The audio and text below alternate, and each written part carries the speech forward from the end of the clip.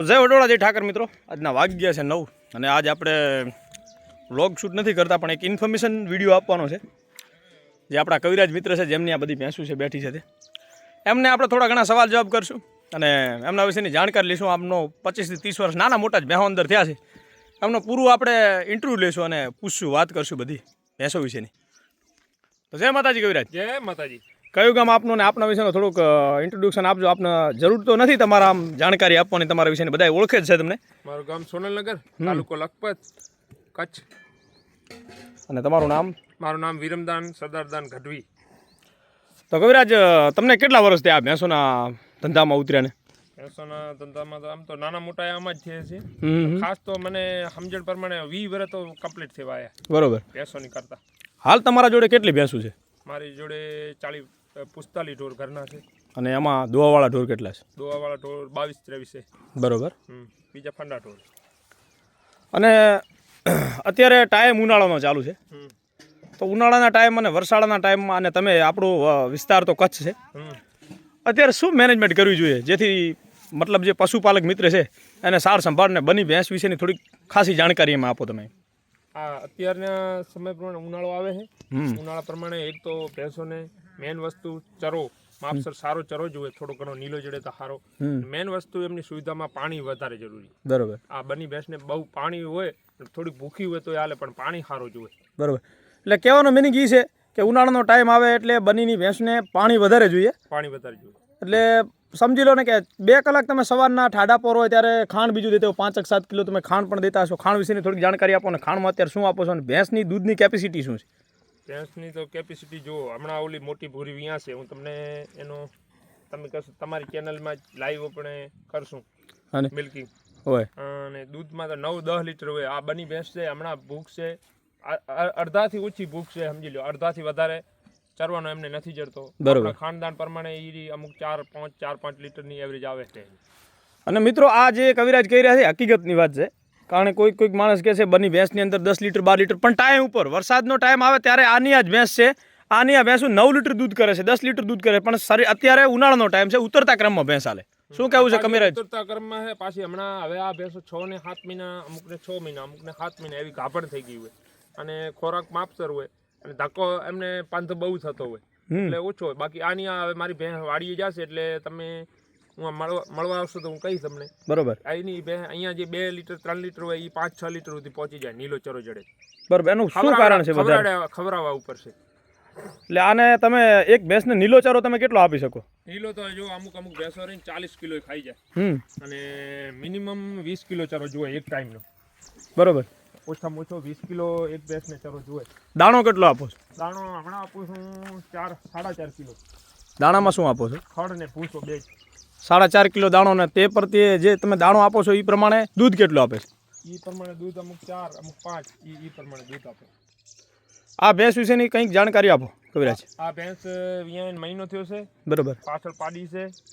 અને આ ભેંસમાં સવારમાં હમણાં જંગલ ઉપર 7 લીટર જેવો દૂધ છે, અને કિલો દઉં છું તો 3.5 લીટર જેવો, ને આ એક બેલો પાડી જ આવી જાય.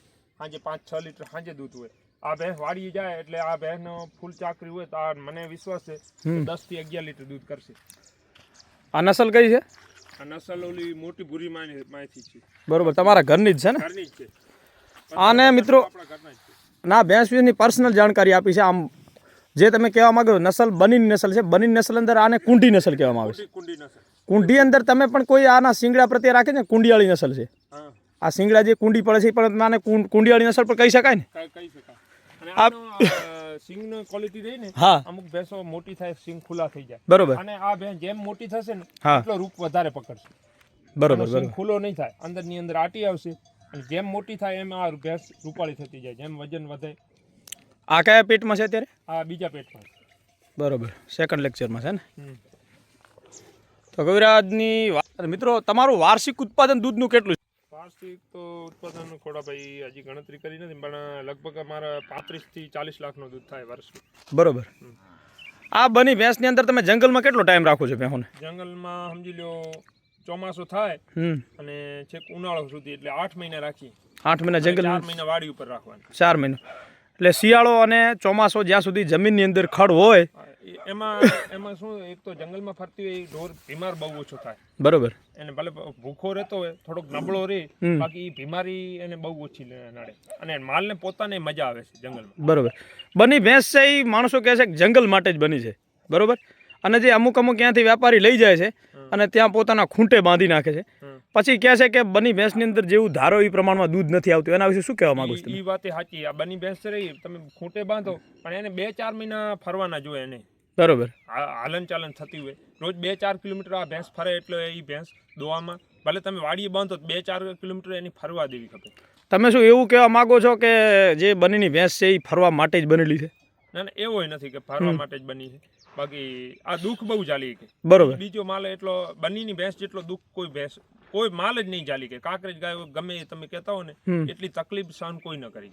આ ભેંસ સમજી લો, હાવ ભૂખી હોય ને, હાવ કાંઈ તમે ના નાખો અને બીજા દી દોશો ને સવારમાં, તો એ લીટર દૂધ ઓછો આપશે, કાંઈ ભલે પાણી ના આપ્યું હોય તો. બરોબર. અને બીજા ઢોર તમે, મેં બધાએ હું ઢોર રાખું, બીજા ઢોરને તમે ભૂખો કે તરહ્યો રહી ગયો કે તમારી ભૂલથી ભલે બીમાર થયું હોય, સવારમાં એમાં કાંઈ ના નીકળે. સમજી લો.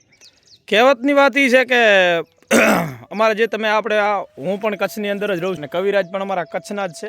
અમે બે પરમ મિત્ર પણ સારા છીએ. અને અમારું કહેવાનું એ છે કે જે માણસ એમ કહે છે ને કે અમે આ જગ્યા ઉપર રાખીએ છીએ બેહો અને જ્યાં બીજી જગ્યાએ લઈને તબેલા અંદર બાંધી છે તો દૂધનું પ્રમાણ ઘટી જાય છે, તો અમારું કહેવાનું મિનિંગ એ છે કે તમે જે જગ્યાએ બાંધો છો ને એના કરતાં થોડીક એને 2 થી 3 કલાક એને છૂટી ફરવા દો. કવિરાજ શું કહેવું તમારું? એને મજા દે અને થોડોક જંગલનો જ એને ચરવાનો હોય તોય મજા દે. આપણે બાંધીને નાખીએ એના કરતા જંગલનો ચરવાનો હોય તો. અને બાકી એ તો અમુક ને એની રખણી કેવી હોય એ પ્રમાણે છે સાચવણી. નકા તો અમુક ભેહો તો અમે બાંધીને ચરા નાખ્યા છે ને, એમને આપણે ધારીએ એના જંગલ કરતા દૂધ વધારે. અમુક શિયાળામાં અમે 12-13 લીટર દૂધ ભેંસોમાં દોયેલો છે. એને માફક ચરવો હોય સારો અને બાંધેલી ભેંસોમાં અમે 12-13 લીટર દૂધ દોયા. એવું દૂધ હમણાં નથી. તો મિત્રો કવિરાજ અંગાતે મળી અને વાતની મજા આવી. ચાલો આ જોઈને સાંભળીને તમને મજા આવશે. વિડીયોને લાઈક ને ચેનલને સબસ્ક્રાઈબ કરજો જરૂરથી. જય વડોળા, જય ઠાકર. ચાલો વધશું આગળ અને કાલે ભૂરી ભેંસ વિશેની જાણકારી અચૂક દઈશું આપણે તમને.